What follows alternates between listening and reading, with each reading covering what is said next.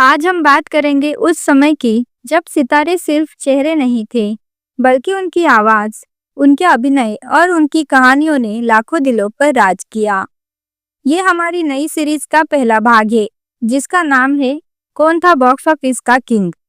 आज के इस भाग में हम 1940 से लेकर 1954 तक की उस शानदार अवधि को देखेंगे, जब हिंदी सिनेमा अपनी नींव रख रहा था। हम जानेंगे कि कौन थे वो तीन सुपरस्टार जिन्हें उस समय की सुपर लीग में शामिल किया गया था, और कैसे समय के साथ ये सिंहासन एक दूसरे के पास गया। तो चलिए शुरू करते हैं दिलचस्प कहानी। 1940 से 1943 तक त्रिमूर्ति का उदय। दोस्तों, कहानी की शुरुआत होती है 1940 के दशक से। ये वो समय था जब सिनेमा अपनी पहचान बना रहा था। इस युग में तीन नाम सबसे ऊपर थे: के.एल. सहगल, अशोक कुमार और पृथ्वीराज कपूर। अगर हम इस दौर की बात करें तो बॉक्स ऑफिस के बेताज बादशाह थे के.एल. सहगल। उनकी आवाज, उनकी गायकी और उनका अंदाज, सब कुछ इतना अलग था कि दर्शक दीवाने हो जाते थे।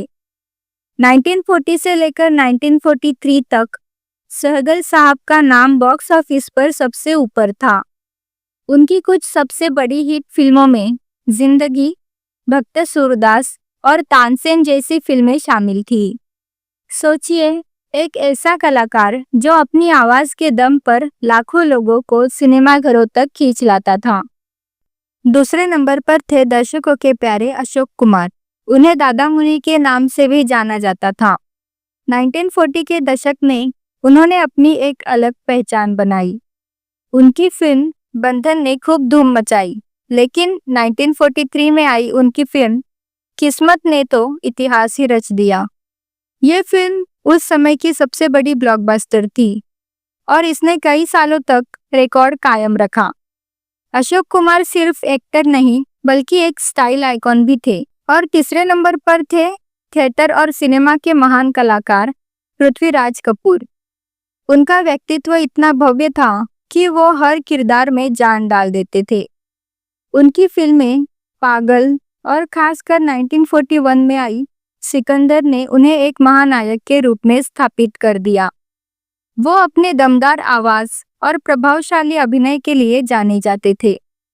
ये वो समय था जब ये तीन सितारे हिंदी सिनेमा के आकाश में सबसे चमकीले सितारे थे। 1944 से 1946 सिंहासन पर हलचल। दोस्तों, समय अपनी चाल चलता रहा और 1944 में एक बड़ा बदलाव आया। जहां के.एल. सहगल अभी भी अपनी फिल्मों जैसे भंवरा और शाहजहां जैसे टॉप पर थे, वही दूसरे और तीसरे नंबर पर हलचल मच गई। करण दीवान का प्रवेश। 1944 में पृथ्वीराज कपूर की जगह एक नया चेहरा टॉप 3 में आया, करण दीवान। उनकी फिल्म रतन उस साल की सबसे बड़ी हिट बन गई।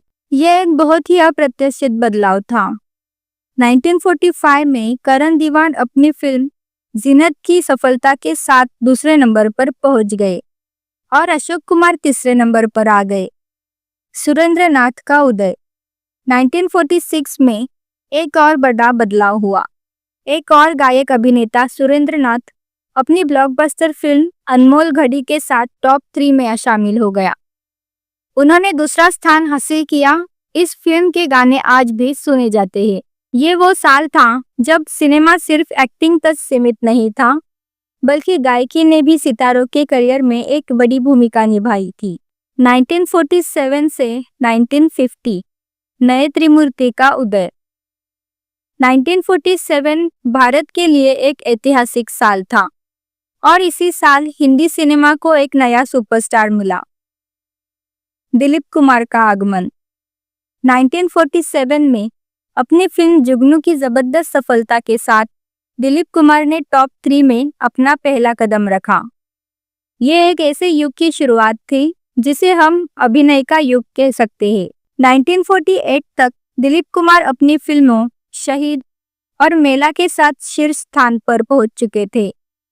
इसी साल एक और युवा कलाकार ने धमाकेदार एंट्री ली, देव आनंद।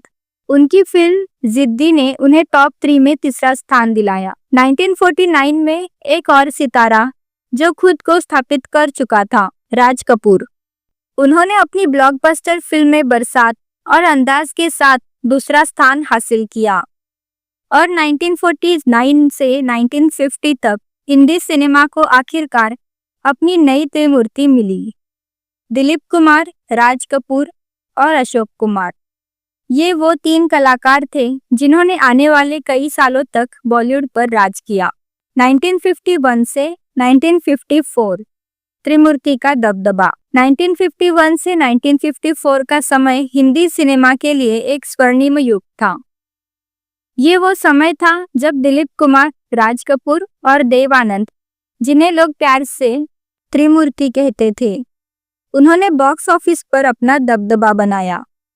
1951 में देव आनंद अपनी फिल्म बाजी की बड़ी सफलता के साथ फिर से टॉप 3 में लौटे और उन्होंने अशोक कुमार की जगह ली।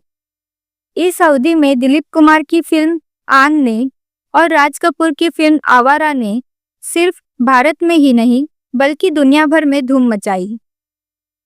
इन फिल्मों ने साबित कर दिया कि हिंदी सिनेमा अब सिर्फ घरेलू दर्शकों तक सीमित नहीं था। 1954 में एक और छोटा सा बदलाव आया। देव आनंद अपनी फिल्म टैक्सी ड्राइवर की सुपर डुपर सफलता के साथ दूसरे नंबर पर चले गए और राज कपूर तीसरे स्थान पर आ गए। ये वो समय था जब ये तीनों कलाकार लगातार एक दूसरे को टक्कर दे रहे थे और हर साल बॉक्स ऑफिस की दौड़ और भी रोमांचक होती जा रही थी। तो दोस्तों, ये थी 1940 से 1954 तक की कहानी। हमने देखा कि कैसे हिंदी सिनेमा ने अपनी शुरुआती पहचान बनाई, नए नए सितारे सामने आए और कैसे बॉक्स ऑफिस का ताज एक दूसरे के सिर पर जाता रहा। लेकिन ये कहानी अभी खत्म नहीं हुई है।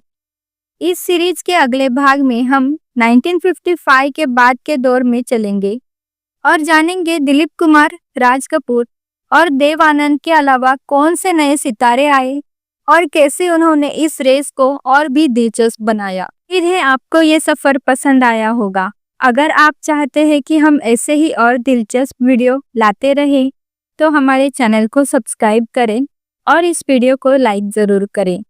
बहुत जल्द मिलेंगे अगले एपिसोड में। तब तक के लिए नमस्कार।